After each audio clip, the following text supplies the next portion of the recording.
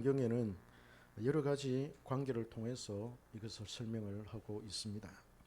아버지와 아들의 관계다라고 그렇게 말하고, 또 스승과 제자의 관계다라고 말하기도 합니다. 또한 오늘 본문에서 보듯이 하나님과 우리의 관계를 목자와 양의 관계로 비유를 하기도 합니다. 오늘 본문에서 주님은 선한 목자와 삭군이라는 말로서 양을 치는 일의 그 중요성을 말씀을 하고 있습니다. 고용된 목자가 돈을 받고 양무리를 치는가, 아니면 양이 제 양이라서 자기의 모든 것을 쏟아붓고 그래서 양무리를 치는가 하는 것을 말하고 있습니다. 전자는 삭군이며 후자는 선한 목자입니다. 주님 자신이 선한 목자라고 그렇게 말하고 있지요. 반면에 이 말에는 유대 지도자들은 삭군이라는 의미가 내포되어 있습니다. 주님은 선한 목자와 또 도둑과 강도와 삭군을 비교하고 있습니다. 유대인들은 목자의 개념을 잘 알고 있었습니다. 그래서 원래 목축을 하는 민족이었지요. 베드윈이라고 합니다. 양을 치면서 젖을 짜서 먹고, 또 양털을 깎아서 옷을 지어 입고, 그것을 또 덮개로 만들어서 사용을 했습니다. 양을 잡아서 또 일용할 양식으로 먹기도 했지요. 양을 치고 기르는 자가 바로 목자입니다. 목자는 양떼를 이끌고 이곳저곳으로 또 이동을 합니다. 목자가 누구냐에 따라서 양들은 잘 먹을 수도 있고, 또 야수들로부터 안전하게 보호를 받을 수도 있고, 물을 쉽게 접해서 갈증을 해결할 수도 있었습니다. 또한 그들은 목자가 어떤 사람이냐라고 할 때 시편, 다윗의 시편을 통해서 그들은 알 수가 있었습니다. 거기에 보면 여호와는 나의 목자시니 내가 부족함이 없으리로다. 그가 나를 신만한 물가로 인도하시고 푸른 초장으로 누이시는도다. 그렇게 말씀하지 않습니까? 그래서 우리와 하나님과의 관계는 목자와 양의 관계이고, 목자가 우리를 실만한 물가로 푸른 초장으로 인도한다라는 것을 그 당시 성도들은 잘 알고 이해하고 있었습니다. 그러하기에 오늘 주님께서는 본문에서 당신이 선한 목자다 이렇게 선언을 하고 계십니다. 이 말을 했을 때 유대인들은 여호와 하나님이 떠올랐을 것이고, 또 여호와 하나님과 예수님이 한 분이라는 것을 생각하게 되었을 것입니다. 이렇게까지 설명하며 증거를 하는데 그들이 예수가 메시아 또 그리스도라는 것을 모를 리가 없었다라는 것을 우리가 알 수가 있습니다. 주님은 자신이 양의 문이라고 그렇게 말씀을 합니다. 양우리의 문은 매우 중요합니다. 양의 우리는 양들이 밤에 안전하게 잠을 자는 곳이지요. 야생 동물로부터 보호를 받는 곳이고, 서로의 체온으로 따뜻하게 지낼 수 있는 곳이 바로 양우리입니다. 양은 양우리에 들어와야 보호를 받을 수가 있습니다. 그래서 우리에서 벗어나면은 당장 죽음이 찾아옵니다. 양의 문이 참 중요한데, 그 양의 문에 양이 들어와야지 이리가 들어온다든지 늑대가 들어오면 안 되지 않습니까? 그래서 그 양의 문이 누구냐? 바로 예수 그리스도이고, 양의 문을 지키는 분도 예수님이다라는 것을 알 수가 있습니다. 그래서 양들은 그 문으로 들어가고 나오기도 합니다. 주인은 그 문을 통해서 양들을 우리에 들이기도 하고 밖으로 내보내기도 합니다.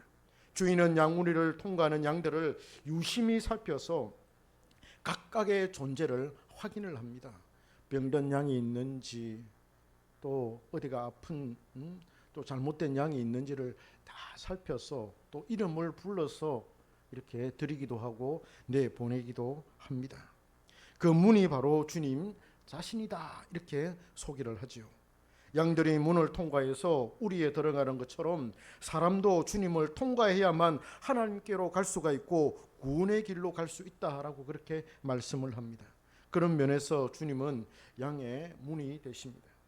이 세상에는 다양한 종교가 있고 또 다양한 철학이 있습니다. 그 철학에 따라서, 종교에 따라서 사람들이 가치관이 형성되기도 하고 세계관이 형성되기도 하죠. 사람들은 제각기 자신의 종교를 지니고 있습니다. 그들은 자신의 종교를 통해서 구원을 얻기를 원합니다. 절에 다니는 사람들은 불교를 통해서, 석가모니를 통해서 구원을 얻기를 원합니다. 나도 석가모니처럼 되고 나도 석가모니가 되어서 나도 열반에 들어가야 되겠다 하는 그런 마음을 갖고 있지요. 그러나 구원은 오직 양의 문이신 예수 그리스도께 있다는 것을 오늘 본문에서 말하고 있습니다. 다른 이로서는 구원을 얻을 수 없다, 이렇게 말합니다. 누가복음 4장 12절에서 분명하게 말하고 있지요. 그래서 예수님이 아니면 하나님을 만날 수가 없습니다. 종교 다원주의라는 게 무엇이겠습니까? 천주교도 귀하고 이슬람교도 귀하고 힌두교도 귀하고 유교도 귀하고 다른 어떤 토속 종교들, 이 세상에 있는 모든 토속 종교들, 그 종교들이 귀한데 그 사람들이 가지고 있는 그 종교를 통해서 그들은 하나님을 만날 수 있다, 신을 만날 수 있다, 하느님을 만날 수 있다, 하느님을 만날 수 있다, 그러면서 그 종교들을 더욱더 귀하게 여기고 또 발전할 수 있도록 그렇게 도와야 된다라고 그렇게 말합니다. 그러나 성경은 그렇게 말하지 않습니다. 살아계신 아버지 하나님, 참된 신을 만나려면은 예수 그리스도를 통과해야만이 만날 수 있다라고 그렇게 성경은 말하고 있습니다. 그 다음 주님은 선한 목자에 대해서 말씀을 하시는데, 주님은 아주 길게 선한 목자와 사건에 대해서 설명을 하십니다. 본문 내용을 세 가지로 요약해서 말씀을 드리고자 합니다. 첫 번째로는 선한 목자가 어떤 분이냐, 양을 위해서 목숨을 버리는 분이다, 이렇게 생각할 수가 있습니다. 11절에 보면 나는 선한 목자라, 선한 목자는 양들을 위하여 목숨을 버리거니와. 15절에도 아버지께서 나를 아시고 내가 아버지를 아는 것 같으니 나는 양을 위하여 목숨을 버리느니라. 17절에도 내가 내 목숨을 버리는 것은 그것을 내가 다시 얻기 위함이니 이로 말미암아 아버지께서 나를 사랑하시느니라 말씀합니다. 여러분, 하나님 나라의 원리 중에 하나가 뭐냐면 희생입니다. 희생. 이 희생이 굉장히 중요합니다. 우리가 살아가는 데 있어서도 이 희생이라는 건 너무너무 중요합니다. 한 가정이 올바르게 설 수 있다, 또 자녀가 올바르게 자랄 수 있다, 또 모든 가정이 이렇게 한다라고 했을 때 아버지 어머니의 그 희생, 아버지 어머니의 그 희생이 없이는 그 가정이 올바르게 설 수가 없습니다. 교회도 마찬가지입니다. 교회도 목사를 비롯해서 이 중직자들의 희생이 없이는 교회가 반듯하게 설 수 없습니다. 하나님은 교회가 세워지는 데 있어서, 가정이 세워지는 데 있어서, 국가와 나라가 세워지는 데 있어서 요구하시는 게 뭐냐면 희생이에요. 나라도 그렇지 않습니까? 고구려가 세워질 때 동명성황이라고 하는 그 누구죠? 담덕입니까? 그 사람의 그런 어떤 강력한 리더십과 희생에 의해서 고구려라고 하는 나라가 세워졌고 조선이라고 하는 나라가 세워졌고, 하나님은 그런 사람들의 희생을 요구하는 거예요. 교회도 마찬가지입니다. 목사의 희생을, 목사의 목숨을 피눈물을 요구하는 거예요. 목사가 피눈물을 흘리지 않으면 교회가 세워질 수 없다라는 것을 하나님께서는 말씀하시는 것 같아요.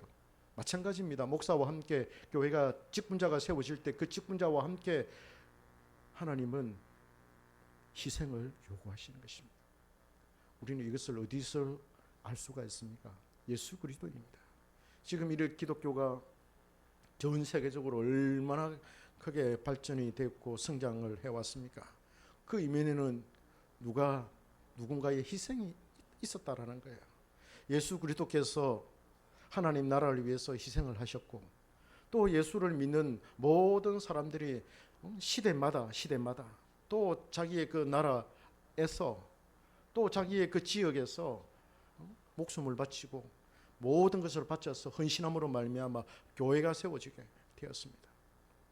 여러분, 우리나라 보면 시골 같은 데 댕겨 보면 교회 없는 데가 없어요.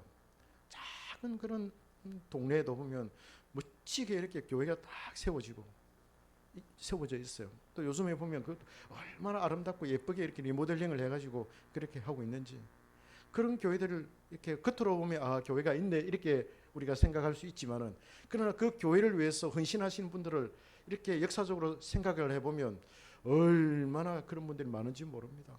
밤낮으로 교회 와서 눈물로 기도하고 헌신하는 그런 성도들 많습니다. 그런 헌신자들에 의해서 교회가 세워지는데, 이 헌신이, 이 희생이 어디서 왔느냐? 바로 선한 목자로부터 비롯되었다.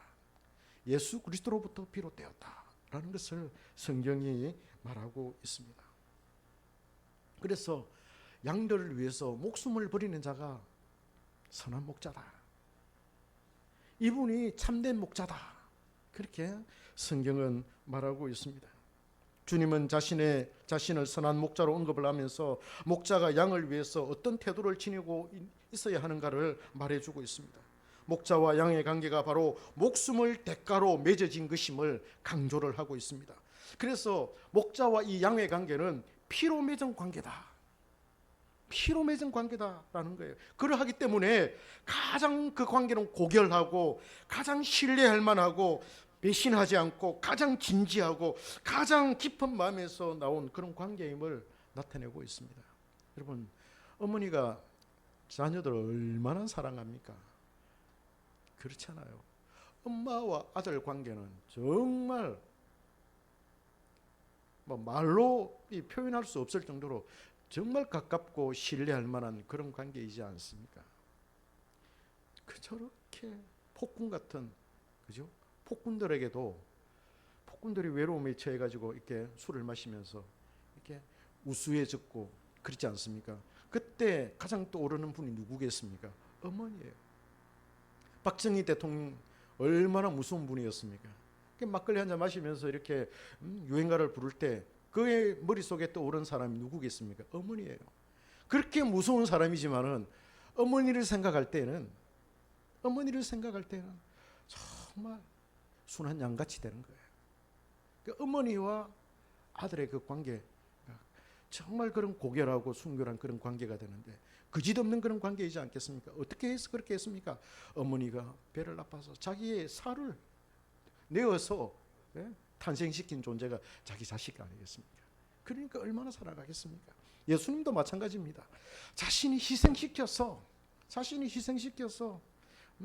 탄생시킨 그런 당신의 백성들을 얼마나 사랑하겠습니까? 그래서 그 관계는 끊을래야 끊을 수 없는 그런 관계라는 거예요. 너무나도 고결하고 이 세상에서 그 어떤 관계보다도 정말 아름다운 그런 관계임을 말하고 있습니다. 얼마나 아깝고 귀하고 사랑스럽겠습니까? 왜? 자기의 생명을 주고 산 백성이기 때문에 그렇게 고결하다는 거예요. 주님은 실제로 십자가를 지심으로 양들을 위해서 죽으셨습니다. 우리가 우리 속에 있는 것을 증명해 보이려고 할 때 무엇으로 증명해야만 이 사실로 이게 받아들일 수가 있겠습니까? 죽음입니다. 당신 정말 진실되냐? 당신 말이 정말로 올바르냐? 사실이냐? 진리냐라고 할 때 무엇으로 우리가 그것을 증명할 수가 있겠습니까? 죽음입니다. 죽음은 가장 솔직하고 가장 진실됩니다. 자신의 진실됨을 죽음으로 나타낼 때 그것이 가장 신뢰할 만하고 가장 거룩하고 숭고한 것이 됩니다.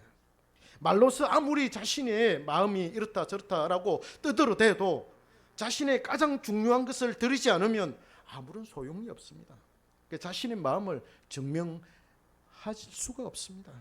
가장 아끼는 것, 자신이 가장 아끼는 것을 내어드릴 때 그런 자신의 믿음을 증명을 해 보이는 것입니다. 우리가 길을 가다가 낭떠러지를 만나서 떨어졌습니다. 낭떠러지 떨어지다가 그 절벽에 걸려있는 그 소나무를 이렇게 탁 붙들고 있어요. 주님 살려주세요. 주님 살려주세요. 이 손을 놓으면 완전히 낭떠러지에 떨어져서 나는 이제 박살나서 죽게 됩니다. 주님 도와주세요. 살려주세요. 주님이 찾아오셨습니다. 사랑하는 아들아, 손을 놔라. 손을 놓아라. 그러면 살 수 있다. 손을 놓으면 떨어지는데요. 네가 떨어져야 살 수 있어. 손을 놔라. 손을 못 놓는 거예요. 손을 놓으면 뭡니까? 살 수 있는데. 그 믿음이라는 게 뭡니까? 손을 놓는 거예요. 내가 죽겠다. 주님, 내가 이제 죽습니다. 죽습니다. 천국에서 주님 만나겠습니다. 손을 탁 넣으면 사는 거예요. 자신의 그 생명을 주님께 드리는 거예요.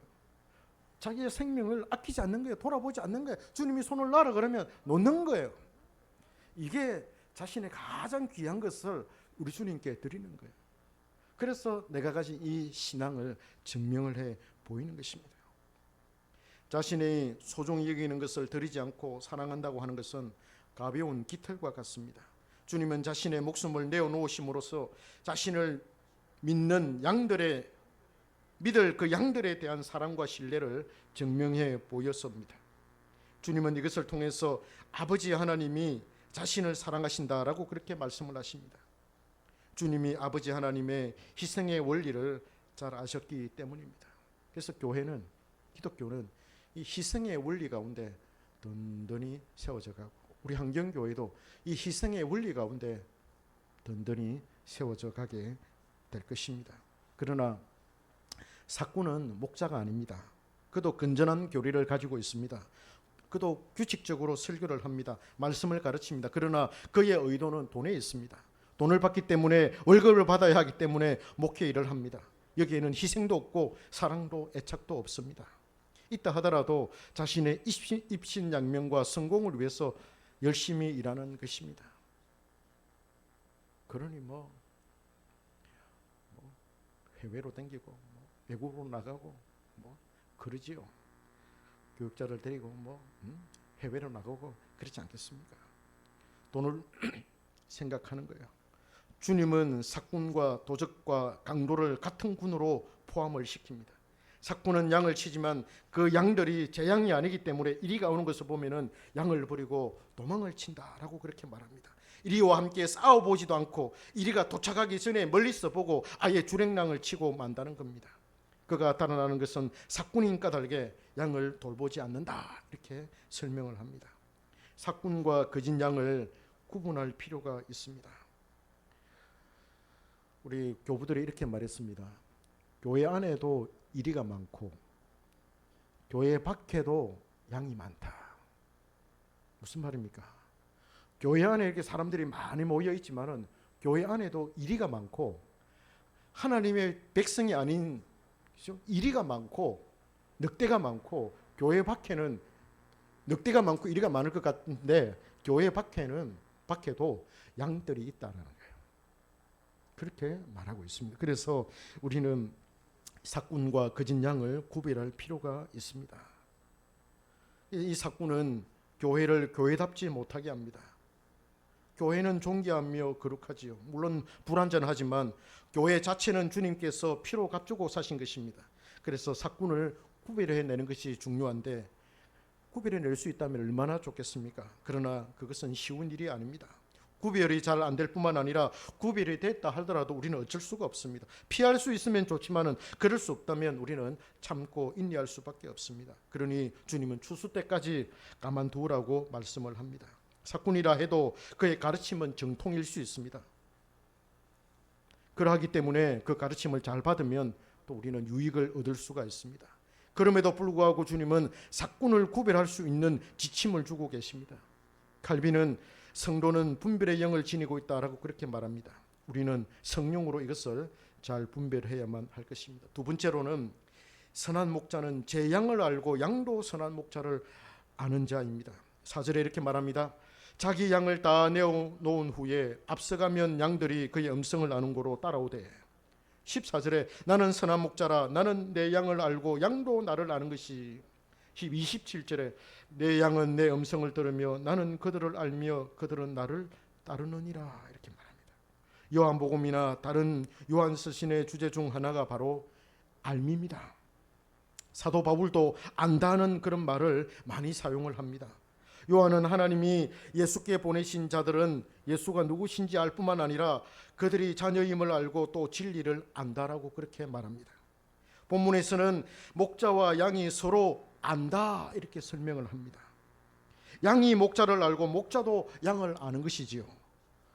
무엇을 아는 것일까요? 본문은 목자가 양의 이름을 부르면은 그 소리가 자신의 목자의 소리인지 또 타인의 소리인지를 구별해낼 수가 있다는 거예요. 그 목소리가 참 목자의 소리면 듣고 따라 나와서 목자를 따릅니다. 그러나 타인의 소리는 들어도 따라가지 않습니다. 마치 엄마로부터 교육을 잘 받은 아이가 유괴범이 미혹을 해도 따라가지 않는 것처럼 주님의 양들도 선한 목자와 삭군을 잘 구별해낸다고 그렇게 말합니다. 양이 목자의 소리를 듣고 어떻게 자신의 목자인지를 구별할 수 있겠습니까? 딱 들으면 안다는 거예요. 직관에 의해서 그것이 이루어질까요? 아니면 추론을 통해서 알 수 있을까요? 양이 여러분 추론할 수 있겠습니까? 양은 무식합니다. 미안합니다만 양은 잘 몰라요. 양은 눈이 어두워서 앞에 있는 양 그 꽁무니 바라보고 이렇게 가요. 그리고 거기다가 시력도 안 좋을 뿐만 아니라 이게 털이 또 나면 털이 또 눈을 이렇게 가려가지고 잘 안 보여요. 예. 그런 양이 어떻게 목자의 음성을 알아들을 수 있겠습니까? 어떠한 심오한 내용을 추론해서 증명해낼 수 있는 지성이나 지략을 양은 가지고 있지 않습니다. 그러면 어떻게 알 수 있겠습니까? 성령을 통해서 직관적으로 안다 그렇게 말할 수 있습니다. 목사가 설교를 하면 그 설교를 통해서 주님의 양떼는 목자를 구분을 해냅니다. 또한 목사의 영성이나 정신이나 본질을 통해서 양은 그가 주님이 보낸 목자인지 아닌지를 알 수가 있습니다. 선한 목자이신 주님을 닮은 선한 목자의 수도 적고 참된 양들도 적은 수에 불과하다고 성경은 말합니다. 청함을 받은 자는 많되 택함을 받은 자는 적다라고 하셨습니다. 주님으로부터 보냄을 받지 않은 목자의 설교에는 생명이 없습니다. 일시적인 감명이 있고 감동이 있을지라도 중생의 영의 역사는 그런 역사는 일어나지 않습니다. 그러나 주님으로부터 온 목자는 비록 말이 어눌하다 하더라도 그의 설교는 분명하며 진리를 머금고 있기 때문에 중생의 영이 또 역사하기 때문에 그 설교를 듣는 자들은 회심을 하게 됩니다. 반드시 회심을 하게 됩니다. 그래서 선한 목자를 우리는 만나야 합니다. 그것이 양떼의 가장 큰 축복입니다. 삭군을 만나면 매우 영적인 그런 고통을 겪게 됩니다. 가르침을 받지만은 생명력이 없기 때문에 그야말로 문자를 이해하는 그런 정도일 뿐입니다. 선한 목자는 가르치는 말과 문자에 그 성령의 감동이 있습니다. 양들은 그것을 아는 것입니다. 그래서 새벽마다 엎드려서 우리가 기도하고 수요일마다 금요일마다 이 강단에서 우리가 기도할 때 하나님 말씀이 살아서 역사하게 하시고 성도들이 그 말씀을 들을 때 성령으로 그 말씀을 듣게 하시고 성령으로 그 말씀을 깨닫게 해주시옵소서. 그래서 그 말씀이 이해되고 깨달아질 때 그 마음이 뜨거워지고 마음이 큰 감동이 임하게 해 주시옵소서. 그렇게 기도를 많이 합니다. 일주일에 여러 번 합니다. 그런 설교를 할 때 그런 감흥이 오는지 모르겠습니다. 그래서 이렇게 이걸 이제 알려면은 또 신방을 하고 좀 만나서 이렇게 얘기도 하고 이러면 좀 알 수도 있고, 저분이 설교를 참 잘 듣고 계시는구나. 또 설교에 또 말씀의 은혜를 받고 계시는구나. 이렇게 확인이 되면 또 목사가 또 힘을 얻기도 하고 용기도 얻기도 하고 그렇지 않습니까?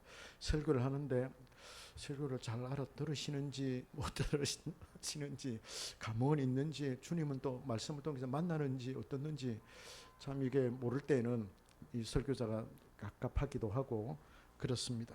어쨌든 양은 선한 목자의 음성을 듣고 아는 자예요. 내 목자 하나님이 나에게 주신 그 목자가 누구신지를 양은 안다는 거예요. 뭐 추론을 통해서 이성적으로 지성적으로 아는 이게 아니라 딱 들으면 안다는 거예요. 왜냐? 성령이 그 속에 계시기 때문에 딱 들으면 안다는 거예요. 세 번째 마지막입니다. 선한 목자는 양으로 더 풍성히 생명을 얻게 합니다. 10절에 말합니다. 도둑이 오는 것은 도둑질하고 죽이고 멸망시키려는 것뿐이요 내가 온 것은 양으로 생명을 얻게 하고 더 풍성히 얻게 하려는 것이라. 28절에도 내가 그들에게 영생을 주노니 영원히 멸망하지 아니할 것이요 또 그들을 내 손에서 빼앗을 자가 없으리라. 그렇게 말합니다. 여기에서 우리가 살펴볼 것은 누가 무엇을 주는가, 또한 누가 무엇을 빼앗는가 하는 것입니다. 주는 자가 있고 빼앗는 자가 있다고 말합니다. 선한 목자는 주는 분이고 사꾼이요 또 도둑이요 강도는 생명을 빼앗고 죽이고 멸망시킨다고 소개합니다. 희생하는가 아니면 희생을 강요하는가라고 우리가 정리할 수가 있습니다. 선한 목자는 양들을 위해서 자신의 생명을 희생시킵니다. 그러나 사꾼은 희생된 양의 생명을 자신의 이익을 위해서 취합니다. 자신의 명예와 안락한 생활과 세속적인 성공을 위해서 양들을 이용하고 활용을 합니다. 왜 대형교회에서 전도를 강조합니까? 왜 대형교회에서 사람들을 많이 불러 모으려고 그렇게 애를 씁니까? 물론 순수한 마음도 있지요. 영혼을 구원하기 위해서 그렇게 해야 되고 함께 천국 가기 위해서 그런 순수한 마음으로 전도하는 경우가 많이 있겠지요. 그러나 그러한 순수한 마음이 계속해서 변질되고 퇴색되어서 지금은 뭡니까? 교회를 크게 하고 그래서 사람들의 몸이 예배당 크게 짓고 그렇게 큰 교회를 만들면은 그 목사의 위신이 올라가고 어디 가더라도 어깨에 힘을 주고 유능한 목사입니다. 마치 회사를 일구어 가지고 회장님이 된 사람들이 볼 때 머리를 숙이는 것처럼 그렇게 목사가 인식이 되어져 가고 있지 않습니까? 그러면 뭡니까? 결과적으로 볼 때는 왜 전도합니까? 왜 교회를 크게 합니까? 무엇입니까? 입신양명이지 않습니까? 부정적으로 생각하면 그렇다는 거예요. 얼마든지 우리가 긍정적으로 생각할 수 있지만은 그러나 그 긍정이 계속해서 가면 갈수록 부정으로 퇴색되어져 가는 그런 모습이 안타까워서 하는 말입니다. 우리 선한 목자는 양들을 이용하지 않습니다. 자신의 입신양명을 위해서 양들을 희생시키지 않습니다. 자신이 희생합니다. 자신이 희생하고 자신이 희생해서 본을 보이고 난 다음에 너희들도 그렇게 해라. 억지로 하지 않습니다. 억지로 하라고 하지도 않습니다. 주님이 먼저 본을 보이고 난 다음에 주님을 따르는 그런 제자가 주님을 바라보고 나도 그렇게 살아야 되겠다. 나도 저렇게 살아야 되겠다. 마음에 감동이 오고 감흥이 오고 힘이 생기고 용기가 생기면 나도 그래 해야 되겠다. 그러면서 주님을 따라가는 거지. 내가 이렇게 따라가니까 너도 따라와 이러면서 콧도리를 끼워가지고 끌고 가는 그런 주님이 아니라는 거예요. 그분은 선한 목자가 아닙니다. 선한 목자는 자신을 희생시켜서 양들로 하여금 생명을 얻게 하는 거예요. 생명을 얻되 풍성히 얻도록 성도들이 하나님의 말씀을 묻고 성도들이 하늘로부터 복을 받아가지고 풍족한 삶을 살도록 하고 영적으로 풍성하고 물질적으로도 풍성하고 모든 부분에 있어서 풍성하게 살도록 해주시는 분이 바로 선한 목자라는 거예요. 사도들을 보면 이게 알 수가 있어요. 사도 바울이라든지 사도들이 성도들을 생각할 때 고린도 성도들을 이야기할 때 야 너희들은 우리를 봐라. 우리는 이렇게 비참하게 살고 우리는 이렇게 세상의 구경꾼이 되고 이렇게 우리가 세상 사람들로부터 손가락질을 받고 이렇게 비참하고 힘들고 어려운 삶을 살지만은 그러나 너희들은 얼마나 좋은 삶을 살고 있느냐. 물질적으로나 또 건강이나 경제적으로나 모든 부분에 있어서 너희들은 얼마나 풍족한 삶을 살고 있느냐. 그렇게 말하고 있습니다. 사도들은 희생하는 사람들이지만은 그러나 그들이 치는 그런 양들은 생명을 얻어서 풍성한 가운데 살고 은혜롭게 살고 있다는 것을 말하고 있습니다. 이게 원리입니다.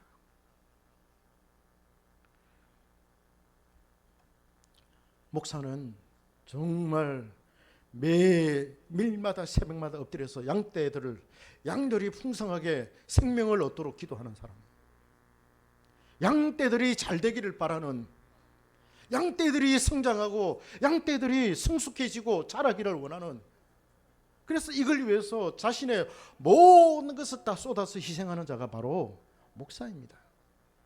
한 영혼을 위해서 한 영혼을 부여잡고 가슴에 품고 그 영혼이 정말 예수 그리스도를 만나서 온전한 영적인 삶을 살도록 물심양면으로 모든 걸 쏟아서 희생하는 사람이 바로 목사입니다. 저 영혼이 목사가 목회를 하는데 저 영혼이 생명을 얻었는지 못 얻었는지, 중생의 영을 받았는지 못 받았는지, 거듭났는지 거듭나지 않았는지 아무런 그런 관심도 없고 그냥 막 사람들이 모이면 최고인 줄 알고, 그게 무슨 목회입니까? 그게 무슨 목자입니까? 우리 선한 목자는 그런 분이 아닙니다. 양들로 하여금 생명을 얻게 하고 풍성히 얻도록 하시는 분이 바로 선한 목자임을 오늘 본문에서 말하고 있습니다. 선한 목자는 우리로 하여금 생명을 얻게 하는데 무슨 생명입니까? 그 생명의 힘이 우리를 통치하고 통제를 합니다. 그러니 위험한 일을 만나도 순간적으로는 두려워하고 우리가 겁을 먹지만은 이내 안정을 찾아서 평안을 유지합니다. 안돈된 마음으로 하나님을 찬송합니다. 그는 그래서 우울하지 않습니다. 자신도 모르게 기쁨이 샘솟듯합니다. 그 생명의 힘은 주님 한 분만으로 만족하게 합니다. 이 세상을 사랑하지 않고 세상의 것에 집착하지 않게 해줍니다. 소망 가운데 자신의 본향을 바라보게 하고 주님의 아름다움을 흠모하게 합니다. 잠시라도 주님을 생각하지 않으면 살 소망이 사라질 정도입니다. 주님을 보지 못했지만은 주님을 늘 사모하게 합니다. 갓난아이가 젖을 사모하는 것처럼 생명을 지닌 사람은 하나님의 말씀을 사모하게 되죠. 자연스럽게 그렇게 됩니다. 주님께서 자신의 마음속에 계심을 확신하고 늘 주님과 대화하려고 애를 씁니다. 주님을 갈망하여서 늘 주님을 만나고 싶어 합니다. 일을 할 때나 쉴 때나 혼자 있을 때나 다른 사람과 같이 있을 때나 비가 오나 눈이 오나 날씨가 화창하거나 흐리거나 늘 주님을 의식하며 주님의 오심을 고대합니다. 이것이 바로 선한 목자께서 자신의 양들에게 주시는 생명입니다. 이 생명이 풍성하게 하도록 그렇게 주시는 분이십니다. 말씀을 맺겠습니다. 선한 목자는 삭군과 달라서 자신의 양들을 위해서 희생하여 목숨을 버리는 분입니다. 그는 자신의 것을 포기하고 버리고 죽어서 양들에게 생명을 주시는 분입니다. 선한 목자는 그래서 주는 분입니다. 선한 목자는 주는 분입니다. 빼앗아가는 분이 아니고 주는 분이에요. 여러분 마음껏 받아 누리시기를 바랍니다. 자신의 양들에게 좋은 것을 주시죠. 생명을 주셔서 영원히 주님을 의지하고 사랑하고 즐거워하게 하십니다. 잠시라도 주님이 자신과 함께 한다는 것을 느끼지 않으면 곧장 인생의 허물을 느끼게 됩니다. 보내심을 받은 양들은 자신의 목자를 압니다. 그래서 서로 알아보게 됩니다. 성령으로 딱 보면 알고 소리를 듣고 압니다. 이리가 오고 늑대가 올 때 선한 목자는 양들을 위해서 싸워서 생명을 버리면서까지 그들을 보호하십니다. 그러나 삭군은 이리가 오는 것을 보면 도망을 칩니다. 왜냐하면 양이 제 양이 아니기 때문입니다. 삭군은 자신의 유익을 위해서 겉으로는 선한 목자인 것처럼 치장을 합니다. 말씀도 바르게 전하려고 합니다. 그러나 행위의 목적이나 의도는 순수하지 않습니다. 자신의 영달을 위해서 양들을 이용할 뿐입니다. 가정은 둘째치고 결과가 그것을 말해줍니다. 그에게는 중생의 영으로 거듭난 양들이 없습니다. 양들은 선한 목자를 닮은 목회자를 만나야 합니다. 삭군은 피해야 합니다. 주님으로부터 보냄을 받은 선한 목회자는 양들을 잘 구별해야 하고 주님의 양들은 목자를 잘 구별해야만 합니다. 그럼에도 불구하고 그가 선한 목자를 믿고 의지하고 있다면 생명을 더욱 풍성히 얻어서 누리게 될 것입니다. 우리가 무엇으로 선한 목자를 알 수가 있겠습니까? 구별하기가 쉽지가 않지만은 그러나 말씀을 따라서 우리는 구별하려고 노력을 해야만 할 것입니다. 여러분, 대학에서 주는 학위 중에 여러 석사학위도 있고 학사학위도 있고 뭐 있잖아요. 박사학위가 학문의 최고봉이다 이렇게 우리가 말하지요. 그것도 철학 박사, PhD, 철학 박사가 최고봉이라고 말합니다. 가장 어려운 학위 과정이기도 합니다. 이 과정에서 꼭 필요한 것이 있어요. 뭐가 꼭 필요하겠습니까? 이 학위를 따는 데 있어서 가장 필요한 것, 가장 중요한 것이 뭐냐면 저는 선생님이라고 생각합니다. 혼자서 박사학위 공부할 수가 없습니다. 한다 하더라도 학위를 받을 수가 없어요. 자신의 주관에 치우쳐 있기 때문에 객관적인 결과를 도출해낼 수가 없습니다. 스승의 지도와 인도와 교정과 훈계가 반드시 필요합니다. 박사학위를 지도하는 선생은 자신의 수하에 제자를 두는 거예요. 그러니까 자기의 이름을 걸고 제자를 가르치는 거죠. 그래서 자신의 명예와 관련되어 있기 때문에 여간 까다롭지 않아요. 지도 교수가 너무나도 엄격하게 지도하는 바람에 학위를 포기하는 사람들도 많습니다. 유학 갔다가 포기하고 돌아오는 사람들 얼마나 많은 줄 모릅니다. 이것 때문에 그런 거예요. 그러나 반드시 지도 교수의 지도를 따라야만 좋은 학위 논문이 될 수가 있습니다. 그거는 기정사실이에요. 성도는 목자의 지도를 잘 받아야 합니다. 목사님의 손에 이렇게 잘 양육되고 훈련되고 이렇게 다듬어진 그런 사람과 그냥 막 신앙생활 하신 분하고 달라요. 차이가 나요. 반드시 차이 나요. 그래서 여러분, 목자하고 이렇게 예수님하고 목자장이신 예수님하고 친해야 되고, 그 다음에 말씀을 전하는 사람하고 친해야 돼요. 제가 하는 말이 아니고 갈라디아서에 그렇게 나옵니다. 골로새서도 그렇게 나옵니다. 말씀을 전하는 자와 각양 좋은 것을 함께 하라. 그게 있는 거예요. 항상 가까이 지내라는 거예요. 물론 선이셔야 되겠지만 가까이 지내면서 이렇게 좋은 얘기 듣고 또 보살핌을 받고 목사의 이 관심을 받고 또 보살핌을 받고 관리를 받고, 여러분 피부도 이렇게 관리를 받지 않습니까? 그러면 피부도 이렇게 탱글탱글해지고 좋잖아요. 그럼 관리받는다 그렇잖아요. 이 목사의 이 보살핌을 받는 건 너무 중요합니다. 박사학위를 공부하는 사람이 선생님에게 지도를 받지 않으면 학위를 못 받는 거 똑같은 거예요. 그래서 양은 목자로부터 벗어날 수가 없어요. 벗어나면 죽음이고 사생아예요. 그래서 항상 목자의 손에 이렇게 길러지는 사람이 바로 양이라는 거예요. 그래서 양과 이 목자의 관계는 너무 중요하고 이 세상에서 가장 훌륭한 그런 관계이다 라고 말씀을 드릴 수가 있습니다.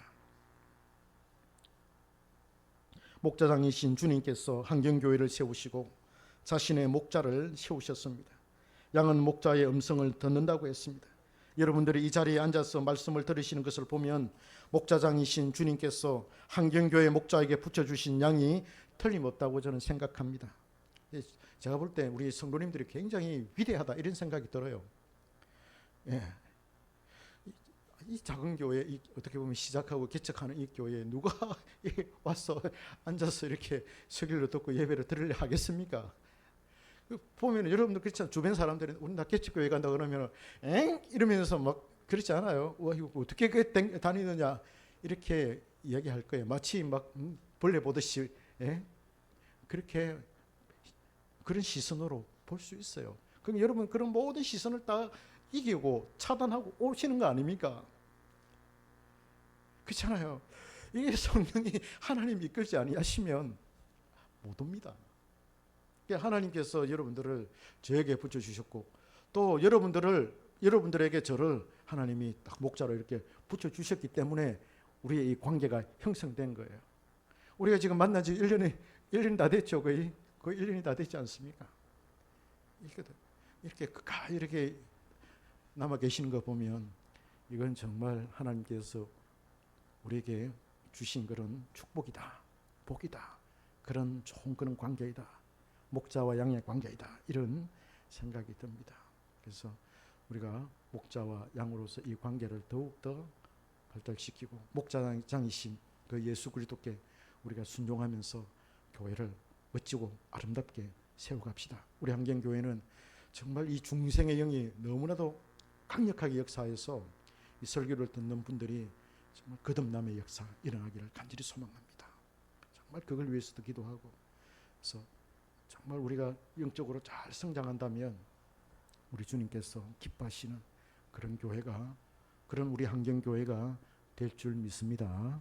하나님 아버지, 은혜를 감사합니다. 둔한 입술로 더 선한 목자가 어떤 분인지에 대해서 말씀을